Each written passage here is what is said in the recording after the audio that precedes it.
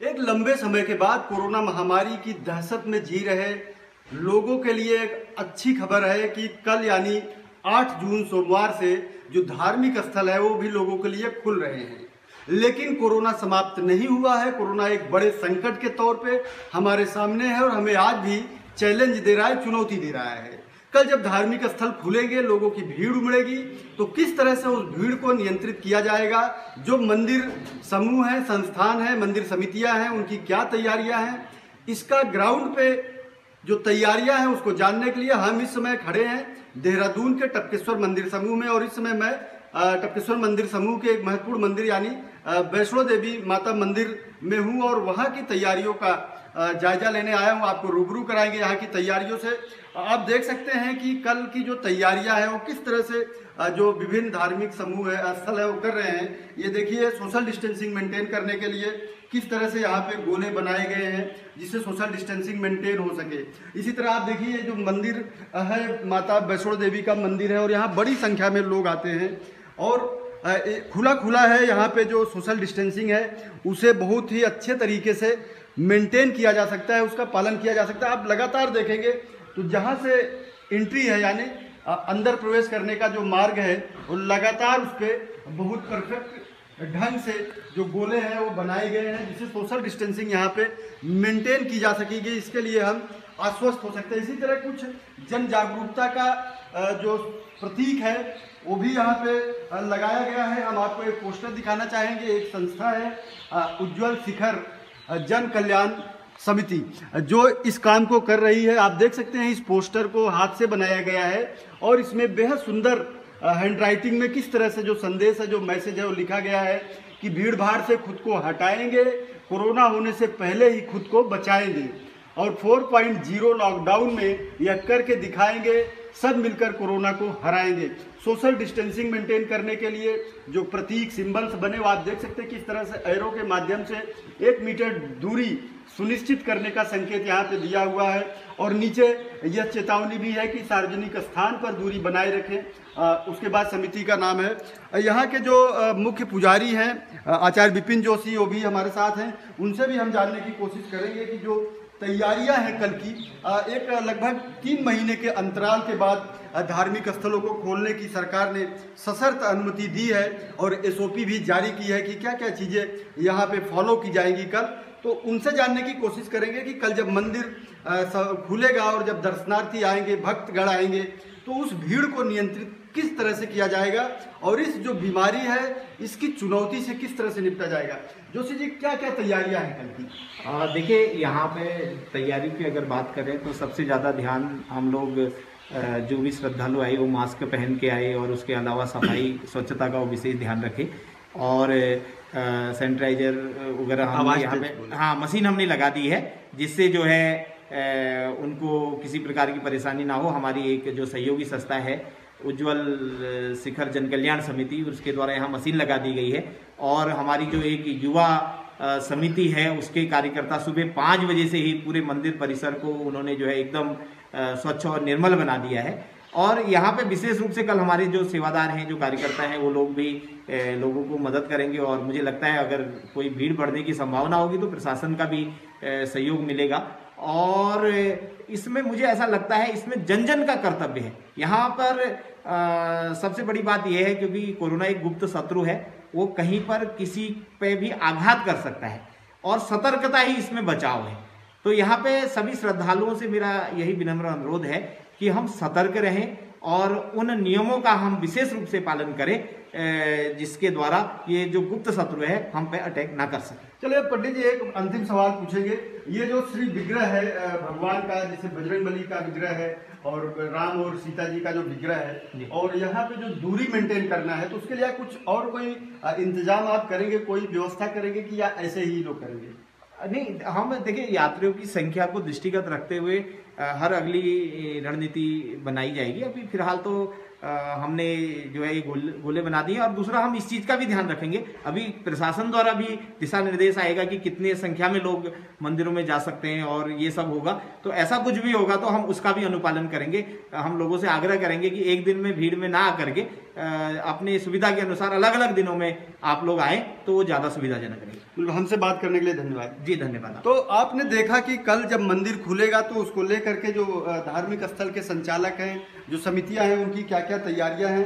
हम आपको और भी यहाँ के जो मंदिर समूह में शामिल मंदिर है वहाँ भी ले चलेंगे और उनके जो परमाध्यक्ष हैं उनसे भी बात करने की कोशिश करेंगे और दिखाने की कोशिश करेंगे कि कल जो तैयारियां हैं वो किस तरह से चल रही हैं और उस चुनौती को कितनी गंभीरता से हमारे जो धार्मिक व्यक्तित्व हैं, जो धार्मिक स्थलों के संचालन में अपना रोल अदा करते हैं, वो कितना उसके लिए तैयार हैं। कल जब मंदिर खुलेगा, एक लंबे अरसे बाद, लगभग 3 महीने बाद कल से धार्मिक स्थल खोले जा रहे हैं, तो देहरादून का सबसे ऐतिहासिक पौराणिक जो मंदिर स्थल है यानी टपकेश्वर महादेव, उसकी क्या तैयारियां है कल की।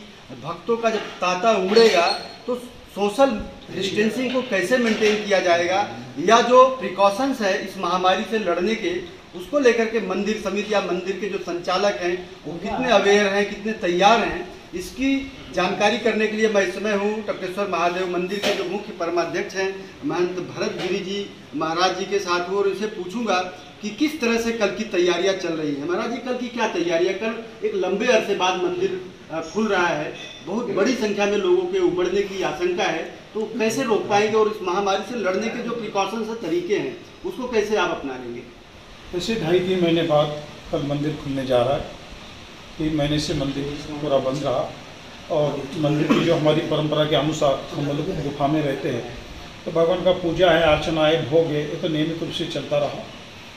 और उत्तरांचल में तो पहली बात तो कोई पर्यटन या कोई यात्री है नहीं, तो बहुत यानी आने का कोई मतलब ही नहीं मंदिर में। लेकिन यहाँ के लोकल लोग भी मंदिर में आना बंद हुए थे और सोमवार को भक्तों की आस्था है, सोमवार को भक्त लोग आएंगे। बड़ा ही खुशी और हर्ष उल्लास का ये विषय है।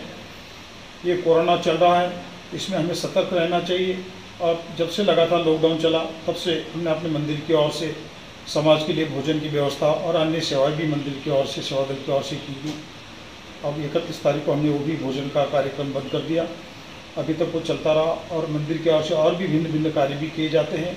और रही कल की सोमवार की बात, तो सैनिटाइजर जो है तो मंदिर में कल भी किया गया, आज भी किया गया और आज शाम को फिर से करा जाएगा, कल सुबह भी करा जाएगा। मंदिर की ओर से एक पंप है और सैनिटाइजर की जो मशीन है लोगों के हाथ के कराने के लिए पाँव से दबाव, वो भी मशीन की भी हमने यहाँ पे हमें प्राप्त हुई, वो भी लगाई है यहाँ पे, वो भी भक्तों का ही दिया हुआ है। क्योंकि भक्तों का योगदान है, तभी भक्तों का योगदान नहीं होगा तो मठ मंदिर क्या करेंगे, पुजारी क्या करेंगे, जब तक भक्तों का योगदान नहीं है। और भक्तों का योगदान हमें भी चाहते हैं। कल सोमवार को आएंगे तो अपनी दूरी बना के मंदिर में आए और सैनिटाइजर की मशीन बाहर रखी हुई है तो अपने हाथ में सैनिटाइजर करें। घंटे हैं, ऊपर के घंटे भी हमने सब बांध दिए सैनिटाइज करा के, ताकि उसे कोई छुए नहीं। और भगवान का पूजन है, मर्यादा में पूजन करें। क्योंकि हमारी जो पहली ऋषि मुनियों की जो हमारी जो परंपराएं थी, जब हम लोग पूजा के लिए जाया करते थे या तो किचन में घर की महिला जो जाया करती थी, जो प्रमुख महिला, तो जब तक भोजन नहीं बनता था उस महिला को छुआ नहीं जाता था। और जो व्यक्ति कोई पूजा करता है, ब्राह्मण है, चाहे हम भी पूजा करते थे, तो शुद्धता का ध्यान दिया जाता था। हम लोग एक दूसरे को छूते नहीं थे। हम किसी की अंतिम यात्रा से आते थे तब भी हम किसी को स्पर्श करते नहीं थे। और गौमूत्र का छिड़काव करा करते थे, गंगा जल का किया करते थे। तो इस तरह से हमारी जो पहली पुरानी परंपराएं जो थी, तो हम यही कह रहे हैं कि हमें पुरानी परंपराओं पे ही चलना होगा, तभी हम लोग इस बीमारी से बच सकते हैं। और हर व्यक्ति अपने अपने घर में गौमूत्र का छिड़काव करे। जब पोछा भी मारते हो तो गौमूत्र डाल के उससे पोछा करें। क्योंकि ब्लीचिंग भी है, लेकिन ब्लीचिंग तो बहुत ज़्यादा डालो तो भी हमारे लिए हानिकारक है। लेकिन गौमूत्र से, यानी गोबर से पहले घर में लिपाई पुताई भी हुआ करती थी, तो गौमूत्र को आपको जितना रामदेव जी के वहाँ से भी मिलता है, सब जगह गौमूत्र भी प्राप्त होता है। क्योंकि आजकल वो समय रहा नहीं कि कोई जाएगा लोटा लेके आएगा, तो लाके उससे गौमूत्र से पोछा भी मंदिर हो चाहे घर हो उसमें लगाना चाहिए। और मंदिर में पूरी तरह से व्यवस्था पूर्ण रूप से है। और टपकेश्वर महादेव को आप सब लोग देहरादून निवासी जानते हैं। जो भी व्यक्ति रात को जब दर्शन के लिए सोमवार को भी आता है तो आप लोग देखते हैं कि हम लोग किस कंडीशन में होते हैं। हम लोग रात्रि को 12:30 बजे भोजन करते हैं, जब तक मंदिर की पूरी सफाई नहीं होती है। सैनिटाइजर तो हमारा 12 महीना होता रहता है। यहाँ ब्लीचिंग है और भी केमिकल रखे, देखिए मेरे पास 12 महीने के लिए तो हमारे यहाँ तो सावधानी हमें बरतनी पड़ती है, क्योंकि हम लोग गुफा में रहते हैं। यहाँ दूध दही का ज़्यादा इस्तेमाल होता है मंदिर के अंदर, और कुछ समय के लिए जो हम मंदिर में सफाई ना करें तो आप लोग मंदिर में प्रवेश भी नहीं कर पाएंगे। तो ये सावधानियाँ तो हमें 12 महीना हमें ये तो रखनी पड़ती है। महाराज जी, एक और चुनौती है, जब भक्तगण आएंगे तो सबकी एक उत्सुकता और लालसा होती है कि जो श्री विग्रह है भगवान शिव का, उसका स्पर्श करें, और जबकि इसमें स्पर्श करना ही एक सबसे बड़ा खतरा है माना जा रहा है। तो उस स्पर्श को रोकने के लिए क्या व्यवस्था है? उस स्पर्श को रोकने के लिए तो हमने यहाँ पे चेन लगा देंगे और वहीं से उस भक्त का प्रसाद लिया जाएगा।